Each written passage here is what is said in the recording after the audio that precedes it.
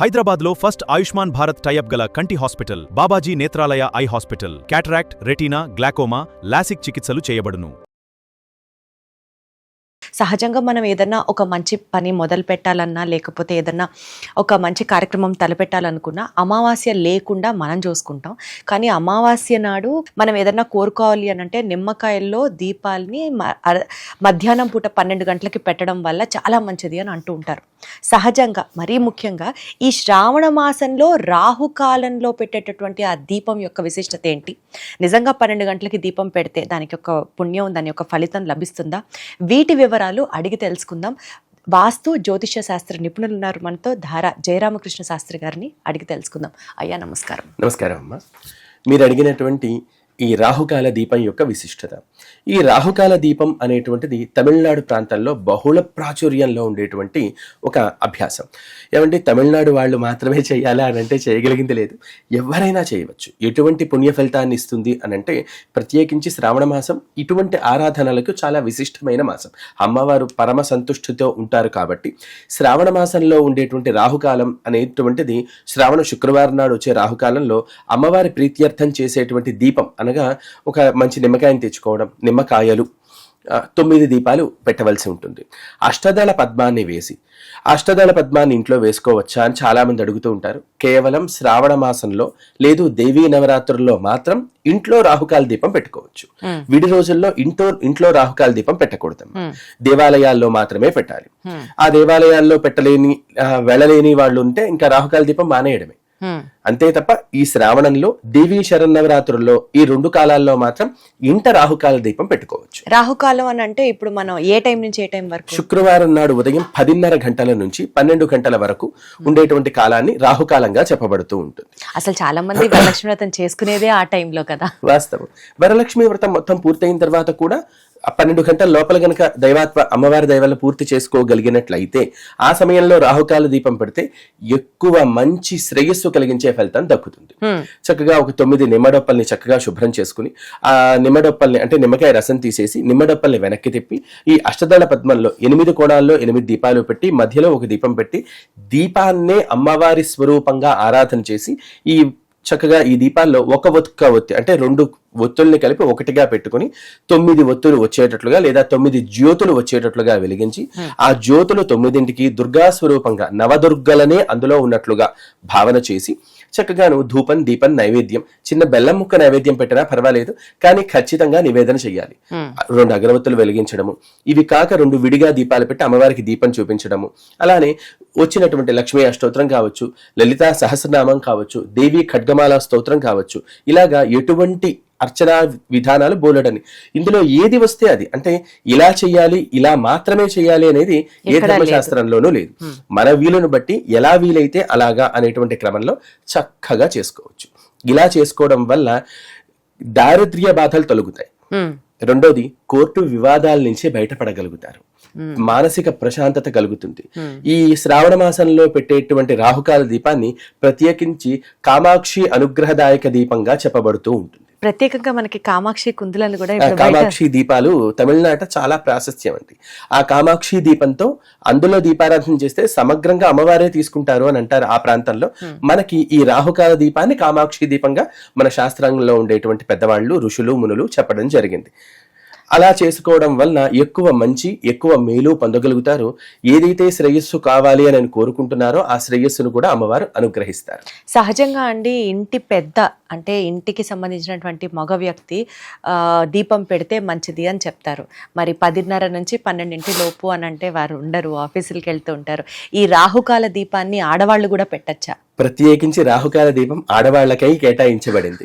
మగవాళ్ళు ఖాళీగా ఇంట్లో కూర్చున్నా కూడా, ఆ రోజు సెలవు పెట్టినా కూడా వాళ్ళు వెలిగించిన దీపం లెక్కలోకి రాదమ్మా. అద్భుతం, అద్భుతం. కేవలం ఆడవాళ్లే. అంటే ఇంటి శ్రేయస్సు గృహిణి గృహముచ్యతే అని శాస్త్రం. గృహిణి వలన ఉండేది గృహం. యజమానిని సంస్కృతంలో గృహస్థు అని పిలుస్తారు. గృహస్థు అంటే ఇంటి ఆయన, గృహిణి ఇంటి యజమానురాలు. ఇంటి ఆయనకి ఇంటి యజమానురాలకి తేడా ఉన్నది, పదంలో తేడా ఉంది. గృహస్థు చేసేటువంటి పూజ సమగ్రంగా కుటుంబానికి వస్తే ఇటువంటి విశేషమైనటువంటి పూజలు ఆడవాళ్లు కేటాయించబడ్డది. అంటే మరి ఆడవాళ్ళు చేస్తే కుటుంబం మొత్తానికి వస్తుందా? వాళ్ళు చేసేదే కుటుంబం మొత్తానికి శ్రేయస్సు కోసం కాబట్టి పర్వాలేదు.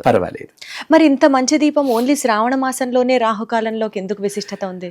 కారణం, శ్రావణ మాసంలో అమ్మవారు పరమ ప్రీతి పాత్రంగా ఉంటారు. రెండవది, దేవీ శరన్నవరాత్రుల్లో అమ్మ మహాసంతుష్టతతో ఉంటుంది.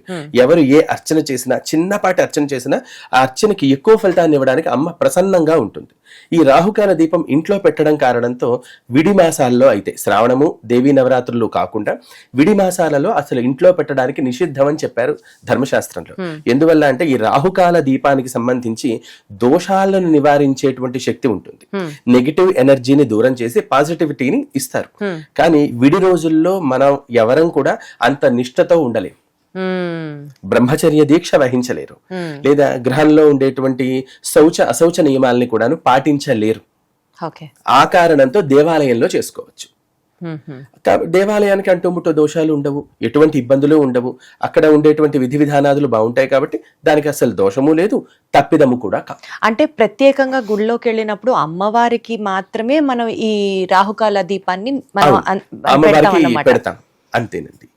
ఇంకా మిగతా పురుష దేవతలు ఎవరికి కూడాను రాహుకాల దీపం నియమంలో లేదు. ఈ తమిళనాడు ప్రాంతంలో ఈ రాహుకాల దీపం దేవాలయాల్లో బహుళ ప్రాచుర్యంలో ఉంటుంది. మామూలు రోజుల్లో రాహుకాలం ఒక్కొక్క రోజు ఒక్కొక్క సమయంలో ఉంటుంది. ప్రతిరోజు చేస్తారు వాళ్ళు, ప్రతిరోజు చేస్తారు. మనకి కూడా ఇక్కడ ఇప్పుడు ఎక్కువ వింటున్నది, సహజంగా మనం అమ్మవారి పూజ, లక్ష్మీదేవి పూజ అంటే శుక్రవారాల పూట చేస్తుంటాం. కానీ మంగళవారం పూట రాహుకాల దీపం పెడితే చాలా మంచిది అని విన్నాం. అందులో కానీ మంగళవారం రాహుకాల దీపం సాయంకాలం అండి. తద్వారా ఉపవసించి ఉండి ఆ తర్వాత అది కొండెక్కిన తర్వాత గానీ ఇంట్లో ఎటువంటి క్రియలు చేయకూడదు. అందువల్ల అది శాస్త్రంలో చెప్పబడలేదు. ఓన్లీ శుక్రవారం మాత్రమే, శుక్రవారాలు మాత్రమే, అది కూడా శ్రావణ మాసంలో, తర్వాత దేవి నవరాత్రులప్పుడు ఇంట్లో పెట్టుకోవచ్చు. మీరు చెప్పినటువంటి ఆ అష్టదళ పద్మం ముగ్గు వేసి అందులో మాత్రమే పెట్టాలా స్వామి? అందులోనే పెట్టాలండి. అదేంటి, దానికేంటి? అష్టదళ పద్మం 8 రేకులు కూడాను అష్ట దిగ్గజాలు అని చెప్తారు. అంటే పుష్పదంత, ఐరావత, పుండరీక అనేటువంటి పేర్లతో ఉండే 8 భూభారాన్ని వహించేటువంటి ఆదిశేషుని యొక్క అంశాలుగా శాస్త్రం చెప్పబడుతూ ఉంటుంది. ఈ అష్టదళ పద్మాన్ని వేయడం వల్ల భూతత్వ సిద్ధి అనేది కలుగుతుంది. ఈ భూమి యందు ఉండేటువంటి దోషాదులు కావచ్చు, మంచి చెడుల వల్ల వచ్చే నెగిటివిటీ కావచ్చు, పూజని విఘాతం కలిగిస్తూ ఉంటాయి. కొంతమంది పూజ ప్రారంభం చేయగానే వెంటనే ఫోన్ వస్తుంది, ఏకాగ్రతగా వారు పూజ చేయలేని పరిస్థితి ఉంటుంది. అది దీనివల్ల. ఆ అష్టదళ పద్మం వేసిన చోట సమగ్రమైన దైవీక శక్తులు కాపుదల కాస్తూ ఉంటాయి. ఓహో, అదన్నమాట. అందుకని ఇంటి గుమ్మం ముందు అష్టదళ పద్మం వెయ్యనివ్వరు. బయట రోడ్డు మీద గుమ్మం ముందు అష్టదళ పద్మం ఎప్పుడు వేయకూడదు. దేవుణ్ణి పెట్టే పీఠం కింద కావచ్చు, దేవతార్చన చేసినప్పుడు కావచ్చు, లేదా సత్యనారాయణ స్వామి వారి వ్రతం చేసినప్పుడు కావచ్చు, ఇలాంటి సమయాల్లో మాత్రమే అష్టదళ పద్మాన్ని వేయాలి తప్ప వీధుల్లో ముగ్గులుగా అష్టదళ పద్మాన్ని వేయరాదు. ఇప్పుడు మనం ఈ అష్టదళ పద్మాన్ని వేసి అమ్మవారిని ఎదురుగా వేసి వాటిట్లో మాత్రమే మనం ఈ దీపాలు పెట్టాలి. 9 దీపాలు పెట్టాల్సి ఉంటుంది. సో ఇలా చేయడం వల్ల మరి ఇందాక మీరు చెప్పినట్లుగా కోర్టు వివాదాలు ఏమన్నా ఉన్నా, భూమికి సంబంధించినటువంటి వివాదాలు ఏమన్నా ఉన్నా, ఇలాంటివన్నీ, ధన సంపత్తికి సంబంధించిన ఇబ్బందులు కూడా తొలగి ధనప్రాప్తి కలుగుతుంది. ఏదైనా ఒక బలీయమైన కోరికతో గనక 4 వారాలు చేసినట్లయితే ఈ 4 వారాల్లో ఖచ్చితంగా కోరిక తీరుతుంది అనేది కూడా ఆ శాస్త్రంలో చెప్పబడి ఉన్నదండి. ఇంకెందుకు వెంటనే మొదలెడతారు మన వాళ్ళందరూ. నాకు ఒకటి అనిపిస్తుంది గురుగారు, రాహుకాల పూజ చేయడానికి ఒక సమయం ఉంది, విడిగా రోజు పూజలు చేయడానికి ఒక సమయం ఉంది. శ్రావణ మాసంలో కావచ్చు, కార్తీక మాసంలో కావచ్చు, ఇట్లా మాఘ మాసంలో కావచ్చు, ఏ మాసానికి సంబంధించి ఆ మాసంలో పూజలు ఉన్నాయి, స్పెషల్ డేస్ అని మనం జరుపుకుంటూ ఉంటాం. మొత్తంగా చూస్తే 365 రోజులు మనకి ఏవో ఒకటి వస్తూనే ఉన్నాయి. అంటే ఒక రోజు మిస్ అయినా పర్వాలేదు, ఇంకొక రోజైనా సరే మనం చేసుకోవచ్చు. ఆ సౌలభ్యం అద్భుతంగా అనిపిస్తుంది మన సనాతన ధర్మంలోనే భగవంతునికి భక్తుడికి దూరం అనేది లేదు. ఏ రోజైనా బానే ఉంటుంది, ఏ రోజైనా చేసుకోవచ్చు. చేయాలి అన్న సంకల్పం ఉండాలి అంతే. అద్భుతం. సో రాహుకాల దీపం గురించి విశిష్టత ఎంత అద్భుతంగా వివరించినందుకు ధన్యవాదాలు. నమస్కారం.